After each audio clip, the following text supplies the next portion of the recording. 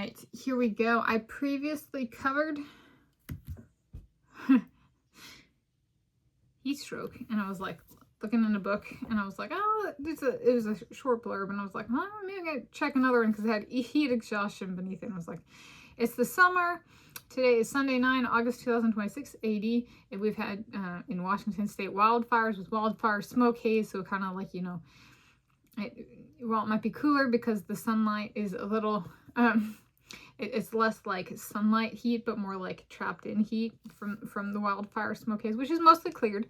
So I was like, maybe check another book for heat exhaustion. So I'm doing, this is the an increasing understanding attempt, the Merck Manual of Medical Information, Home Edition. I'm going for heat exhaustion on this probing. I'm Tanis, she, her, hers of Seattle, and I was trained on heat exhaustion as part of my first aid and lifeguard training when I was a lifeguard.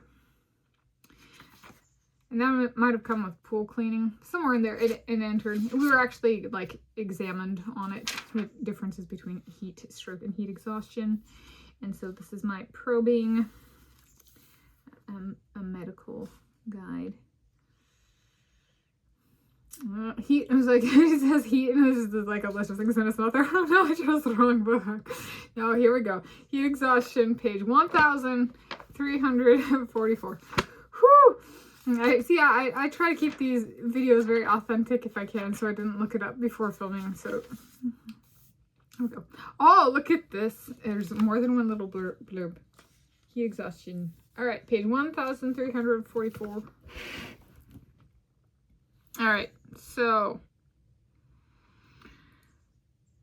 here we go. Reading. Quote, heat exhaustion is a condition resulting from exposure to heat for many hours, in which excessive loss of fluids from heavy sweating leads to fatigue, low blood pressure, and sometimes collapse. End quote. So this is one, since I do cardiology now let's make it about me. Okay, since I do cardiology self-experimentation, so study of the human heart and corresponding blood flow system, and I do self-experimentation in relation to my blood pressure, this is one where it's a very cool condition, because if I, you know, correlate a certain feel with a certain blood pressure, there is a reminder of blood pressure has different like variables. Like some of the ones that I've encountered propagated in my lifetime are like stress, sodium or salt, that kind of thing, a diet and exercise. So salt would be part of the diet. And so those aren't necessarily things I test, but it's a reminder that blood pressure can have a lot of variables such as heat. However, it does specify here that it's in relation to loss of fluid. So if a water content of a human is too low and there's a bunch of heat, you know, kind of thing, then this might come in. The fatigue part, I think this is one, so there's the cardiology component. There's also, so I go out and I feed critters a number of times a day, and I'll be just like, you know, heat exhaustion. I previously was trained on it and was trained to look for it and that kind of stuff. And you know, I'd sit in the sun for hours as a lifeguard. And I'd teach swim lessons. However, fortunately, we got to be in the pool for swim lessons. Was sitting with the critters. I would say like the fatigue in relation to heat that I personally experience is kind of like, I'll sit and then it's like I get drained of energy as I'm sitting. Though I might not necessarily lose fluids, which is good, right? So then it might not be heat exhaustion.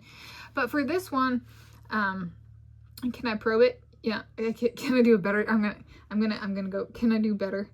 Probably not. So in experimental petrology laboratory, I grew crystals. I made rocks. This is like geology and geophysics, mineral physics, petrology, mineralogy, geochemistry, that kind of stuff. And the furnace that I used as a coolant, so how does it not heat the whole room up? How did it not heat the whole laboratory up when, you know, the furnace was at over 2,000 degrees Fahrenheit? How did the whole room not become an oven? It was cooled with water.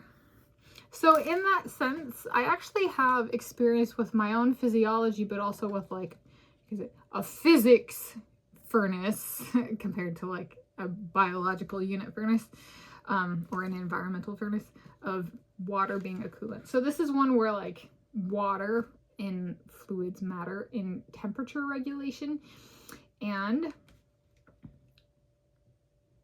depletion of the coolant water can result in alterations in a physiological functioning of an entity, such as a human. So this is a human, about humans. All right, so I'm like, all right, so I'm probing, I'm providing, I read a little bit, I'm filling in my own experience. Do they contrast me? Does anything contradict me? Let's go to treatments. Quote, first sentence, so this is the first sentence, quote, the main treatment is replacing fluids, rehydration, and salt, end quote. I have experience with the fluids in an isolated capacity in multiple senses, and then there's salt. Don't forget about salt. That would be one, since I do not, at least I do not, it's not like my central vision, salt and experimentation. It's one that I could say that if I wanted to, I could focus on more. However, it does. It's like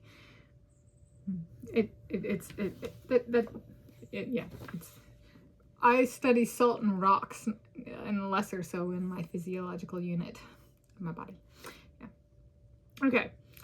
So it's a relatively straightforward. Let me see. They get into some graphic details, which I'm not going to go into. Some people don't like that. Oh, another one, part of treatment. Moving to a cool environment helps. Quote, moving to a cool environment helps, end quote. So like, that would be like if I'm outdoors, coming indoors, if it's cooler indoors. So there we go. That's probing. Is it? Yeah, well, it's to share and try and be like I agree with my own experience, and then an understanding attempt.